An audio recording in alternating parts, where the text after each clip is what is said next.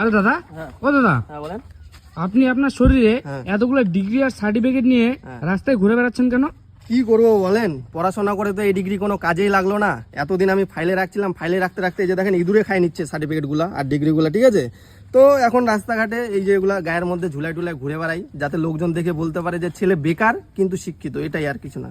ও আচ্ছা দাদা, বলেন। আপনি যে গলার মধ্যে এই সার্টিফিকেটের মালাটা পরেছেন, এর উদ্দেশ্যটা কি? এর উদ্দেশ্য কোনো কিছু নাই।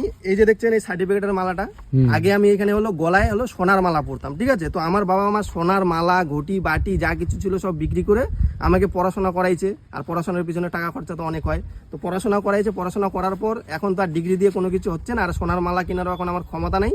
ওই জন্য এগুলাই সোনার মালা ভেবে মানে গলায় পরে ঘুরে বেড়াচ্ছি, আর কিছু না। আপনার যে এতগুলো ডিগ্রি আর সার্টিফিকেট, আপনার কি কোনোদিনও কোথাও কাজে লাগেনি? হ্যাঁ, কাজে লাগছে, অবশ্যই লাগছে। কেন কাজে লাগবে না? বিয়ে করার সময় কাজে লাগছে, শ্বশুর বাড়ির লোককে দেখানোর জন্য যে ছেলে বেকার কিন্তু উচ্চ শিক্ষিত, আজকে বিয়ে দিলে পরবর্তীতে চাকরি হওয়ার সম্ভাবনা আছে, এটাই।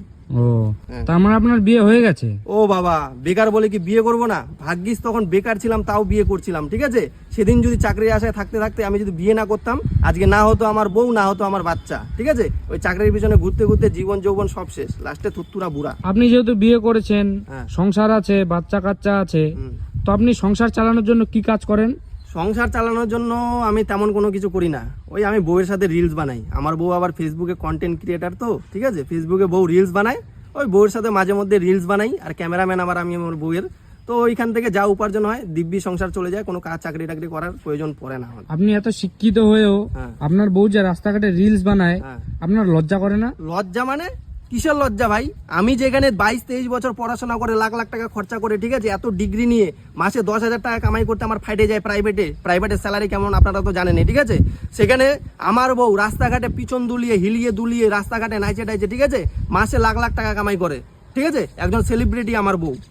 এখন আরো আমারই আফসোস হয় যে পড়াশোনা করে জীবনে কি করলাম। আগে থেকে যদি রিলস বানাতাম আজ একটা বিশাল বড় ইউটিউবার হয়ে যেতাম। আপনি এত উচ্চ শিক্ষিত হয়েও যে এখনো বেকার, চাকরি পাননি, এটার জন্য কি আপনি কোনোভাবে সরকারকে দায়বদ্ধ বলবেন? না না না না না, এতে সরকারের বিন্দু মাত্র দায়বদ্ধ নাই, ঠিক আছে? সরকারকে কোনো রকম আমার অভিযোগও নাই, কোনো রকম আমি দোষারোপও করছি না। এর জন্য আমি নিজেই দায়ী। কারণ দেখুন, সরকার স্কুল খুলছে, কলেজ খুলছে, শিক্ষা প্রতিষ্ঠান খুলছে, কিন্তু সরকার তো এটা বলে নাই যে সরকারের স্কুলে যেতেই হবে, বাচ্চা কাচ্চাগুলোকে স্কুলে গিয়ে পড়াশোনা করতেই হবে বা বাধ্যতামূলক পড়াশোনা করতেই হবে, ঠিক আছে?